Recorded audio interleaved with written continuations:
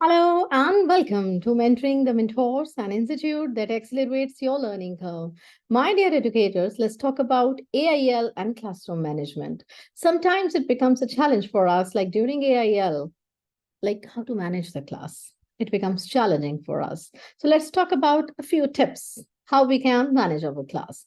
Flexible and innovative seating arrangement ये होना चाहिए. बच्चों को हर बार ये जरूरी नहीं है कि ट्रेडिशनल रोज एंड कॉलम्स में ही बिठाकर जो है वो कराया जाए.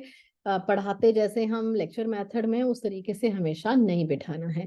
Let them sit in teams, let them sit in groups, and then only you will be able to conduct such kinds of activities. Collaborate कैसे करेंगे अगर अलग अलग दूर दूर बिठाएंगे तो. Sometimes वो पेयर कर सकते हैं, sometimes let them work in a group also. तभी तो वो एक दूसरे के perspective को समझेंगे, एक दूसरे के साथ brainstorm करेंगे.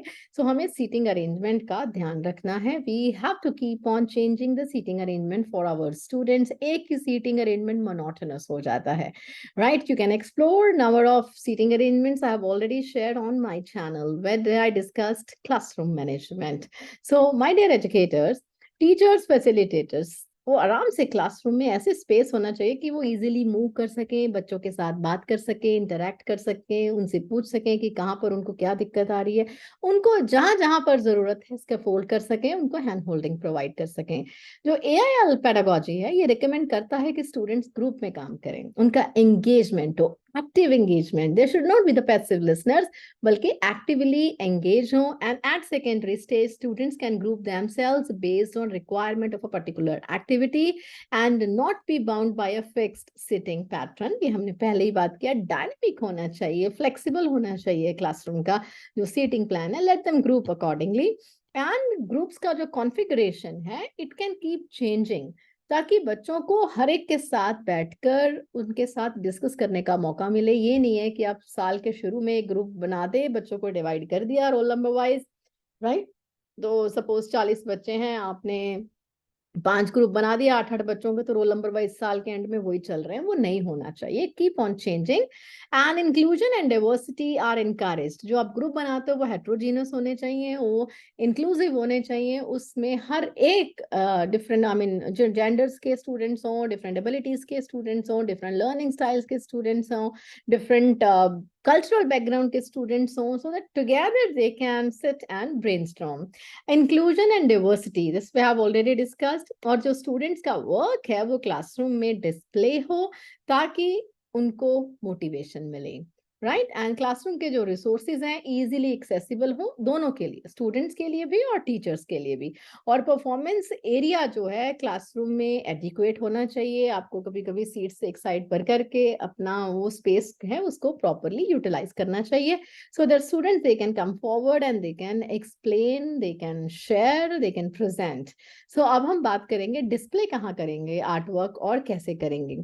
A dedicated display space for the students artwork, अगर हम करते हैं डेडिकेटेडली उनका आर्टवर्क डिस्प्ले, क्या होता है, it helps ignite the interest and eagerness to do more and learn more. Yes, my work has been displayed, this is my work, and then I will be next time मेरे को ऐसा करना है, मुझे ऐसा करना है, I want to do it like that, so they'll be motivated. So it also helps them analyze and appreciate their own work and also of others. Just look here, जिस तरीके से ये प्रेजेंट किया है स्टूडेंट्स का work, use of installation of exploring science and technology and some suggestions for meaningful display are given. Like कौन कौन सी हैं हम बात कर लेते हैं. The original just listen to me very carefully. Original unedited artwork of all students should be displayed. बच्चों का जैसा काम है बिना एडिट किए कि ये सुंदर नहीं, यहाँ से ऐसे कर दें वैसे करें फिर लगा दें, ऐसे नहीं. उसमें चेंजेस नहीं करनी है, एज इट इज लगाना है. बहुत सारे टीचर्स, बहुत सारे हेड ऑफ द इंस्टीट्यूट्स वो इस चीज पे अग्री नहीं करते हैं. I don't know, I mean that is their opinion, but let me tell you, I appreciate and I acknowledge whatever is written over here. Let's display the students' work unedited. जैसा भी लिखा हुआ है, जैसा भी बच्चे ने बनाया है, right? Let the child work will be displayed. उसको गाइड आप कर सकते हैं, obviously उसको गाइड करके करिए, आप उसमें चेंजेस मत करिए. Some students due to their pace or the workload might not be able to complete their work. ऐसा भी होता है, तो उसके लिए आपको क्या उनको encourage करना है कि to display their incomplete work. देखिए, यहाँ तक भी लिखा गया है कि बच्चों का अगर आधा अधूरा काम है, पूरा नहीं कर पाए किसी भी चक्कर में, तो एटलीस्ट उसको टाइमली डिस्प्ले कर दें, राइट? ताकि let's move on to the another activity. अगली बार बच्चे को पता हो कि मुझे पूरा करके काम लगाना है। अगर आप उसको समय दे सकते हैं कंप्लीट करने के लिए, बहुत ही बेहतर, बहुत ही बढ़िया। अगर समय नहीं है and you want to proceed it for the next activity, आपको लगता है कि नेक्स्ट एक्टिविटी हो जाएगी, बच्चे का काम रह जाएगा, तो एटलीस्ट जितना इनकम्प्लीट है उसी को ही लगाने के लिए बच्चे को मोटिवेट करें।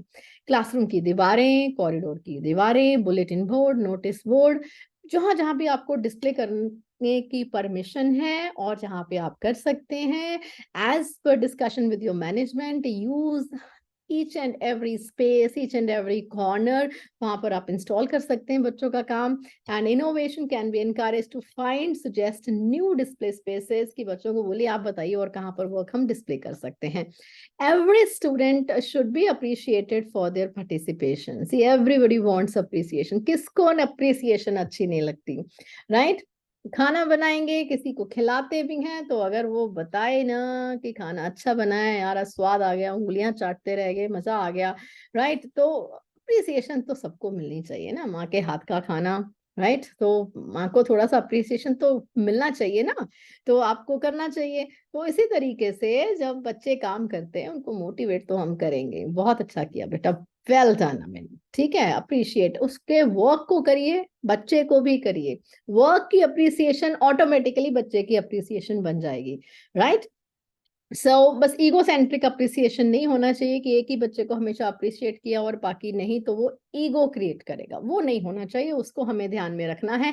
Every student should be appreciated and then display should be periodic in nature and can be frequently change. जैसे नई एक्टिविटी कराएंगे, कीप ऑन चेंजिंग, ये नहीं कि पूरा साल दीवारों पर एक ही चीज लगी रही।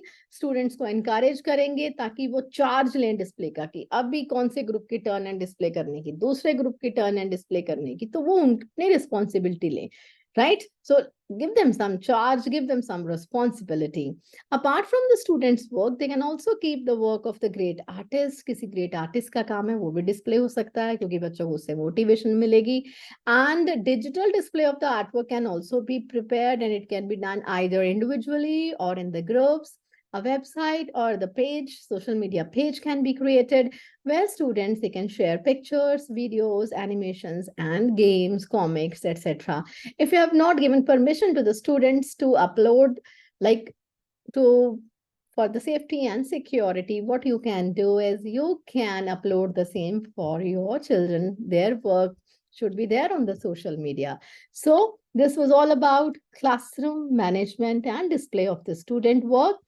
In the next video, we shall talk about another topics that are listed here in this handbook given to us by NCERT. Stay tuned at Mentoring the Mentors. Have a nice day.